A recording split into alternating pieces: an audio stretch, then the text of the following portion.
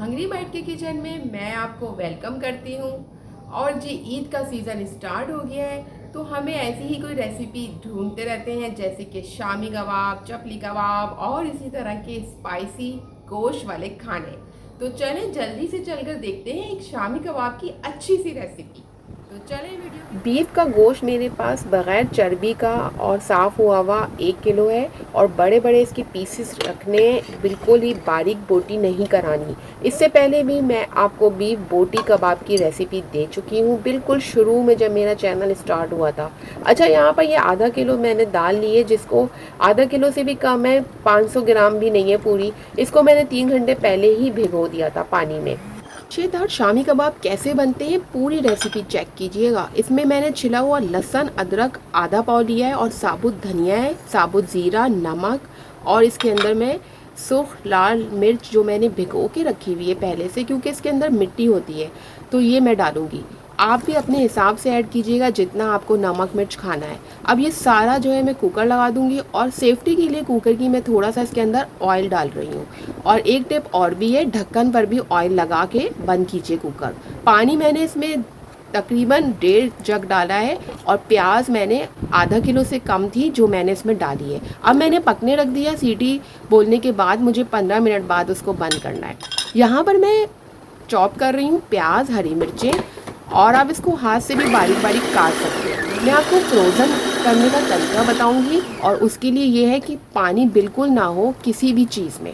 तो देखिए ये कितनी अच्छा सा चॉप हो, मेहनत भी कम और टाइम भी बच गया। पुदीना, हरा धनिया इसके अंदर मैं बाद में ऐड करूँगी, और हल्का सा बस चॉप एक दफ़ा करना है, या आप इसको छुरी से काट के ऐड कर लें, क्योंकि बड़े पत्ते मुंह में आते अच्छे नहीं लगते पुदीने के हमें, इसलिए मैंने इसको इस तरह से घुमा लिया। ये देखिए सब यकजान हो गई चीज़ें। अब इसको निकाल कर साइड में रख लेंगे हम, और हमारा शामी कबाब का जो कुकर लगाया है वो भी हम देख लेते हैं कि वो हो गए।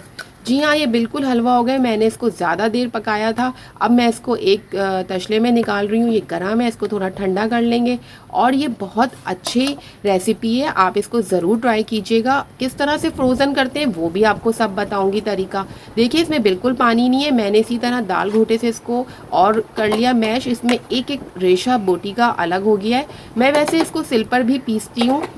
मैं चॉपर इसलिए कर रही हूँ कि इसके अंदर जो धनिया साबुत डाला है और गोल मिर्च वो अच्छी तरह से यकजान हो जाए। तो ये एक अच्छा सा फाइन सा पेस्ट रेशेदार बन गया। इसको निकाल लेंगे। अब अपने हिसाब से इसमें मसाले ऐड करने हैं, और उसके बाद हमने इसको फ्रोज़न करना है।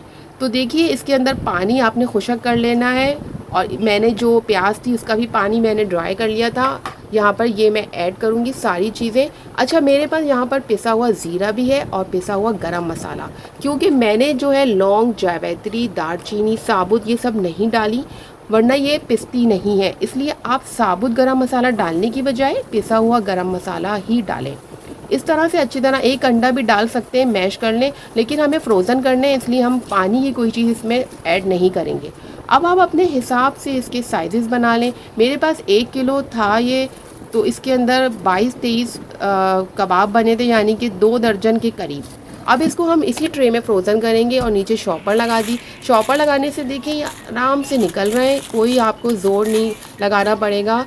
और ये इसको निकाल के ज़िप लॉक बैग में डाल लें। ये आपके तकरीबन 1 महीने तक ऐसे ही एज इट इज़ रहेंगे। लोग कहते हैं पानी छोड़ती है प्याज, लेकिन पानी निकाल कर अगर प्याज ऐड करें तो बिल्कुल नहीं छोड़ती, और उसकी वजह से आपके ये सॉफ्ट भी रहते हैं। इनको अगर आप थोड़े टाइम के बाद तलते हैं तो ये सख्त होने लगते हैं, लेकिन ये वाले तरीके से आप बनाएंगे तो आपका शामी रेशेदार और नरम जायके में भी अच्छा रहेगा। ये आपके बहुत काम आते हैं। जब भी कोई मेहमान आए या कुछ खाने का ना हो, तो आप इस तरीके से देखें, इस तरह से फ्राई करें, और इनका टेस्ट बहुत अच्छा होता है। मुझे दीजिए इजाज़त। अल्लाह हाफिज़।